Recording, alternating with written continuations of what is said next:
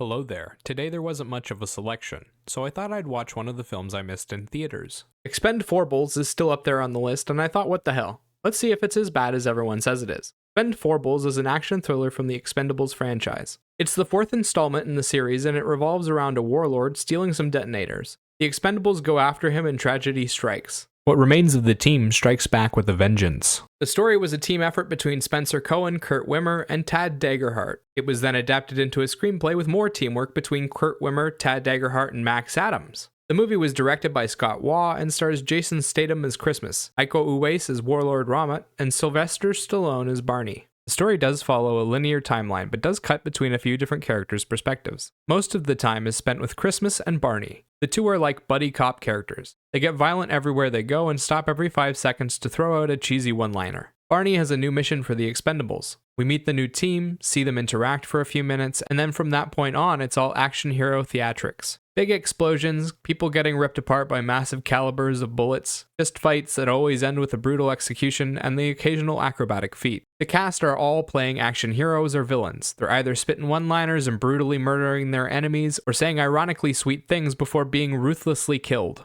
The only other type of character in the film are background characters that exist to be beaten up for being a little rude. The most notable characters in this film are Christmas, played by Jason Statham, Barney, played by Sylvester Stallone, and Iko Uwais as Ramat. Jason Statham's Christmas is a tired man in a semi-abusive relationship. He and Gina are on the outs when Barney shows up to rescue him. When the mission goes badly, Christmas gets blamed by the others and even feels a good bit of guilt about it. He ends up going on a one-man revenge mission to redeem himself. Iko Uwais plays the villain of the story Ramat. He opens the film up by attacking a general somewhere and stealing his detonators. He does the dirty work himself and presents a serious threat to the Expendables with his prodigious skills. Ramat's a bloodthirsty killer who will do anything to remove those in his way. Stallone's Barney is his usual action hero self in this film, and spends most of his time bantering with Christmas. He leads the mission with a less active hand in this film and takes a backseat to Statham's Christmas overall. The visual journey follows Christmas, Ramat, and Gina throughout the story, and it involves a lot of action via stunt work, standard conversations, and a boatload of CGI. They're constantly using green screen throughout the film.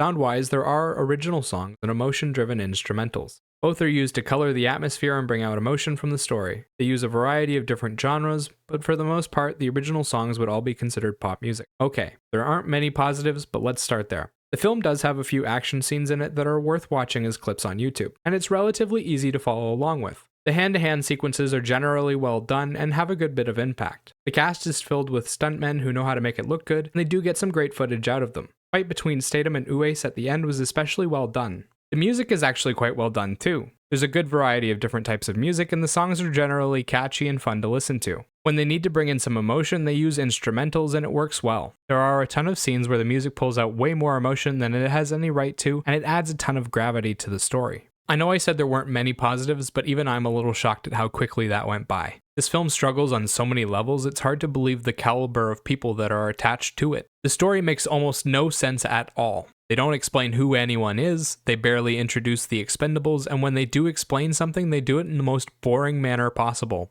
They take massive exposition dumps on the audience while the actors all sit around in a huddle listening. The story also doesn't have any excitement to it. There is all kinds of action, but most of it has zero impact from a storytelling perspective because there are no consequences for the Expendables. They can't lose, and even the one loss they do take ends up getting reversed before the end of the film. Every single one of them is a one-man army that runs through enemies like paper, and the enemies always make sure to take things nice and easy on them. Attacking one at a time during fights, never taking advantage of opportunities when they're open, and never aiming properly. The cast is filled with actors who clearly don't want to be there. They deadpan force their way through all of their lines, and it isn't just the background characters. One of the main villains of the film is completely phoning his role in. For 3/4 of it, he reads his lines like he couldn't give a shit how they sounded. The film doesn't actually have any room for any of the cast to play real characters as it spends all of its time on either action, one-liners, or exposition dumping. Statham gets the most time but fails to actually emote at any point. He's stone-faced after the death of one of his close friends and delivers every line the same way. The only redeeming quality of his performance is the stunt work.